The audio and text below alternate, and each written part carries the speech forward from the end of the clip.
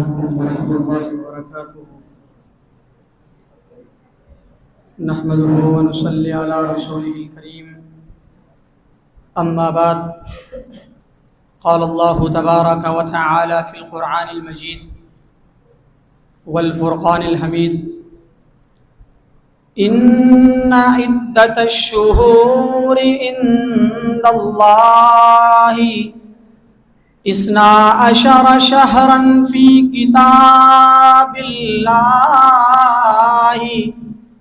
يوم خلق السماوات والأرض منها 4 حرم. وقال النبي صلى الله عليه وسلم: ليس منا من لطم الخدود وشق الجيوب ودعا بدعوى الجاهلية.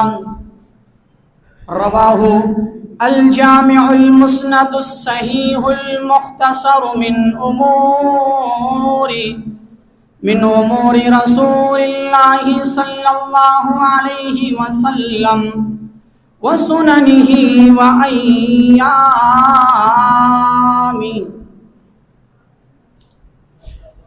سامعین کرام، آج کا ہمارا عنوان ماہ محرم الحرام کے متعلق ہے. اللہ رب العالمین سے دعا کرتا ہوں کہ اللہ رب العالمین مجھے حق و سچ بیان کر کے پھر ہم سب کو اس پر عمل کرنے کی توفیق عطا فرمائے. آمین. سامعین کرام، ماہ محرم الحرام اسلامی سال کا پہلا قمری مہینہ ہے. اس مہینے کو عربی میں المحرم کہا جاتا ہے. المحرم کہا جاتا ہے. محرم لفظ حرمت سے نکلا ہے، جس کے معنی عظمت و احترام کے ہے. محرم کو محرم کہنے کی وجہ یہ ہے کہ اس مہینے میں عرب کے لوگ جنگ و جدال کو حرام سمجھتے تھے، اس لیے اس مہینے کو محرم کہا جاتا ہے.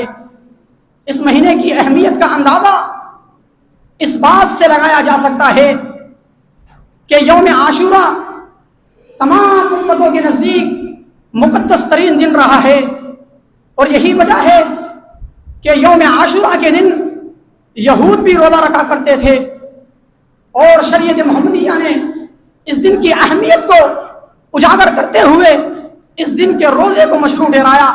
جیسا کہ اللہ کے پیغمبر علیہ السلام کا فرمان لیس منا ملت، جیسا کہ اللہ کے پیغمبر علیہ السلام کا فرمان افضل الصیام بعد رمضان شہر اللہ المحرم، افضل روزے رمضان المبارک کے بعد اللہ کے مہینے محرم میں رکھے گئے ہیں. اسی طرح جب اہل کتاب کی مخالفت کا ذکر ہوا تو اللہ کے پیغمبر علیہ السلام نے اعلان کر دیا کہ میں اگر اگلے سال زندہ رہا لأصومن التاسعاء، تو میں یہود کی مخالفت کرتے ہوئے 10 کے ساتھ 9 کا روزہ بھی رکھوں گا. اگرچہ بعض روایات 9 کے بجائے 11 کے ہیں، لیکن وہ روایات ثابت نہیں. جیسا کہ عاشوراء کے متعلق نبی علیہ السلام کا فرمان یکفر السنۃ الماضیہ، عاشوراء کو روزہ رکھنے سے گزشتہ 1 سال کے گناہوں کا کفارہ ہے. گزشتہ 1 سال کے گناہوں کا کفارہ ہے عاشوراء کا روزہ رکھنے سے. سامعین کرام، عاشوراء کے دن شیعہ حضرات جو ماتم وسیلہ کو بھی کرتے ہیں، اپنے آپ کو زنجیروں سے مارتے ہیں، اپنے آپ کو چھریوں سے مارتے ہیں، اپنے جسم سے خون نکالتے ہیں، اپنے جسم کو تکلیف دیتے ہیں، اس کا دین اسلام سے کوئی تعلق نہیں، بلکہ یہ اسلامی تعلیمات کے سراسر منافی ہے. جیسا کہ پیغمبر علیہ السلام کا فرمان صحیح بخاری کے اندر لیس منا من لطم الخدود وشق الجیوب ودعا بدعوى الجاہلیہ، جس نے رخسار پیٹے اور اپنے گریبان کو چاک کیا اور جاہلیت کی آوازیں لگائی، نبی علیہ السلام نے فرمایا وہ ہم میں سے نہیں.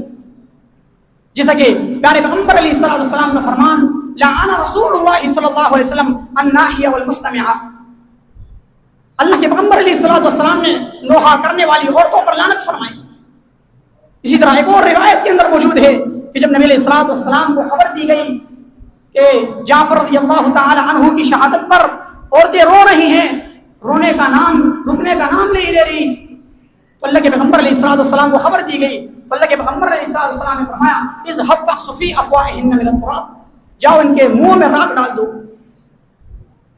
خلاصہ کلام یہ ہے کہ ماہ محرم کے دن نفلی عبادتوں کے علاوہ، ماہ محرم کے دن نفلی روزے کے علاوہ تمام جو عبادتیں ہیں، رسم و رواج ہے، یہ سارے غیر شرعی ہے، اس کا دین اسلام سے کوئی تعلق نہیں۔ صرف ہمیں 9 اور 10 محرم الحرام کا روزہ رکھنا چاہیے، اور کوئی عبادت کسی قرآن و حدیث سے ثابت نہیں۔ وآخر دعوانا الحمدللہ رب العالمین۔